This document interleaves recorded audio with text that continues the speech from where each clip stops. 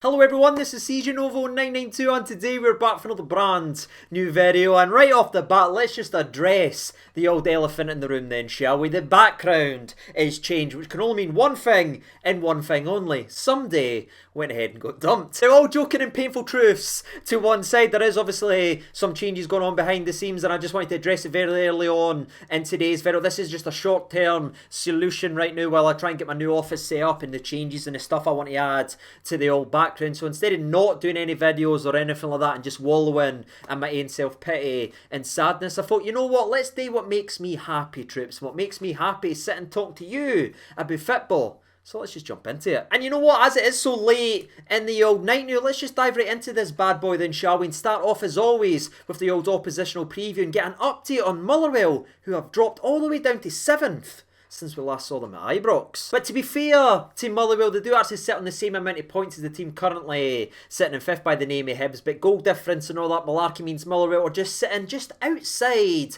the top 6 as we go into this game versus Rangers tomorrow. And that's after a fantastic start to the season, and that's after getting that point at Ibrox, which was absolutely infuriating to every single Rangers fan on the actual planet. But it's got to be said, ladies and gentlemen, after that draw at Ibrox, Motherwell's only won one of their next 5 matches, and it was actually the game right after the 1-1 draw at Ibrox as they went ahead and bet Ross County 2-1 before losing 3 on the trot to Hearts, Celtic and Dundee United, which leads them into their most recent game, which was a 2-2 draw versus St Mirren, which was actually the exact opposite of our draw versus Aberdeen 2-2. You know how we rallied back and we came back for 2-0 doing it? It was the exact opposite for Motherwell as they were in a commanding, cruising 2-0 lead into the game of football going in to the 70th minute before a frantic 4-minute spell saw Brophy score twice for St Mirren and peg Motherwell back in a crazy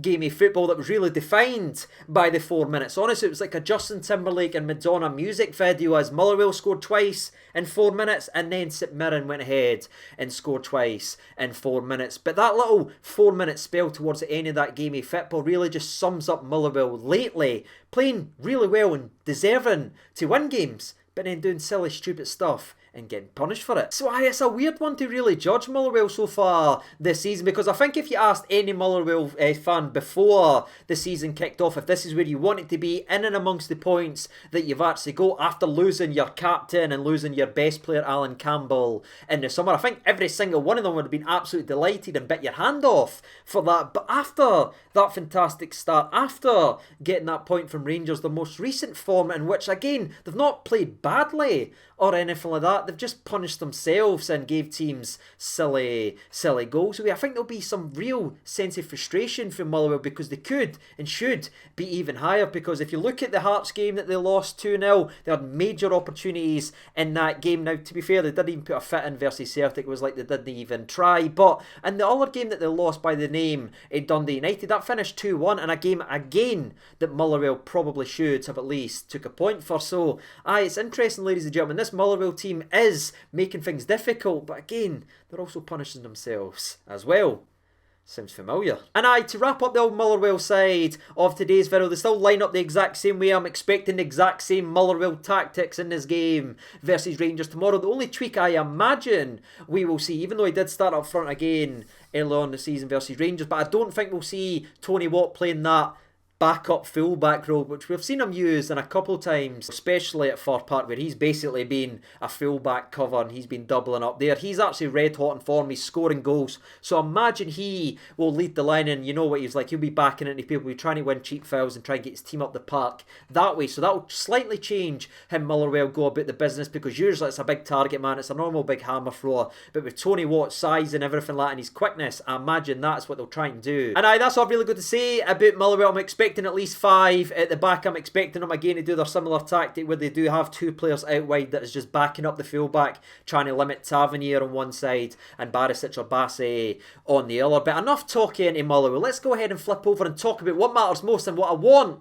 to talk about, and that is of course Rangers. And I think coming into this game of football, emotions are still all over the place because it was a real emotional week. I mean, I said stuff that I shouldn't have said with the heat of the moment and the frustration and the build-up of the emotions when that full-time whistle went versus Aberdeen, and I'm sure there was a lot of people feeling the exact same. But for the players, it's real time for them to focus in now because of results happening today. There has been a little bit of a boost and an opportunity and a chance for them because, again, this was the day that was supposed to be the crowning achievement that all the pundits out there and everyone that was doing cheerleading over the last couple of weeks, this was supposed to be the day that Celtic retook the top of the table. Ange Ball was supposed to be crowned and Rangers' lead at the top of the table was supposed to be cut down. But David Martindale and Livingston went nah to that, and that is a real boost to these players because once again they've seen what's been said about them. They're seeing what pundits are saying about who's the best team currently right now and Rangers are struggling and crap and blah blah blah and blah blah blah.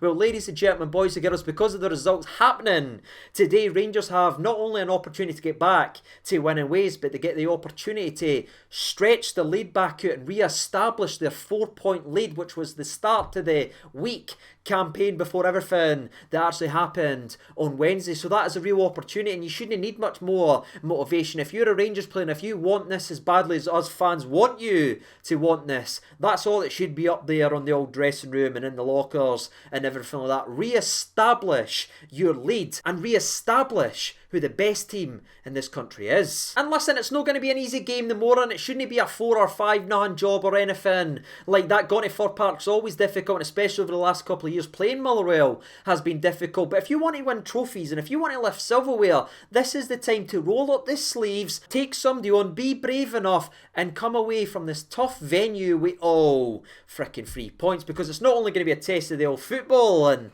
ability, ladies and gentlemen, it's also going to be a test of the old mental aspect because of what Motherwell's done to us over the last couple of seasons and the frustrating draws that they fired our way. We had one on Wednesday. Now it's time going into this game tomorrow to right the wrongs of Wednesday night and pick up all 3 points. Now, transitioning into the old press conference recap, there is one thing that I want to talk about because I got the thing that I've been waiting to hear for. Gerrard has confirmed there will be some tweaks and some changes to how we set up, we line up and go about our business, which honestly just feels like such a weight off the shoulder, and a bit more tension off the old anise, if you know what I mean, because everyone in our anti-Janice knows how we go about our business, how we set up. Nobody needs to scout Rangers, alright? The opposition doesn't need to scout us, they just need to watch one game and that's it. There's no updates, there's no tweaks, it's pass, give it to Golson, he steps up, he hits a long ball to the full-backs and we cross it in. Everyone knows what we're doing. Well, it finally sounds as if Steven Gerrard and Michael Beale is going to be changing things and tweaking things ahead of this game versus Motherwell. And despite it being a tough game and a tough venue, we genuinely couldn't ask for a better game to try these new tweaks and try these new changes, because we know we're going to get a loaded ball with the way that Motherwell's going to be setting up and sitting back and hoping we revert to type and pass, give it to Golson so they can then double up in the fullback. So they're going to try and force us to play to the same standard we've been playing, but it's on these players again to really rally and take this game away from Motherwell, because exactly what I said in the Motherwell game, whether it's 0-0 or 1-0, the longer the Motherwell is in this game of football, the more it favours them because how they've been finishing games and how dangerous etc. they have been. So we need to start early, we need to start fast, and we need players to take people on, and it sounds as if we are going to see some tweaks and we are going to see some changes. And again, thank you. Finally. That was awkward. My battery just ran out. But where I was just talking about being thankful about the upcoming changes and tweaks, etc., etc., I can't yet be thankful for the return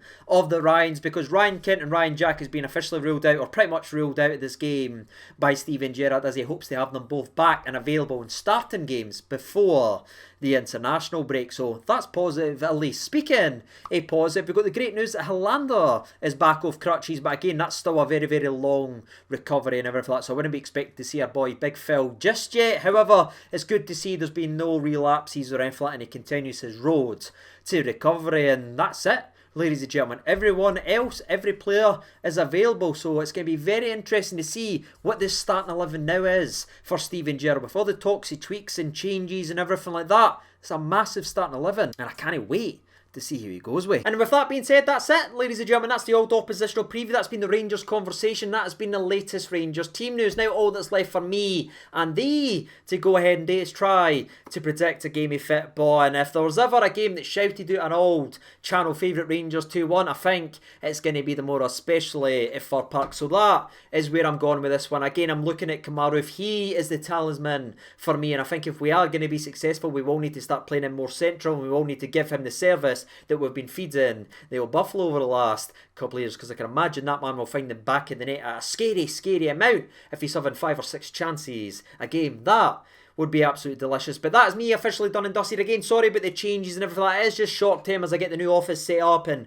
get all the stuff that I want done in the old background. Bear with me over the next couple of weeks, ladies and gentlemen. I do apologise. I'm trying my best to keep the videos going. I'm trying my best to stay positive. And I'm trying my best to get this video uploaded before it's far too late and no one wants to actually watch it. But that's me officially done and dusted. If you got involved in the old comment section below, I will be speaking to you very shortly. But until next time, ladies and gentlemen, I've been CJ992, the boy wonder, the Rocky boy himself, is always right there with me. Until next time, ladies and gentlemen, take care of yourselves, enjoy the game, all the best, and bye-bye.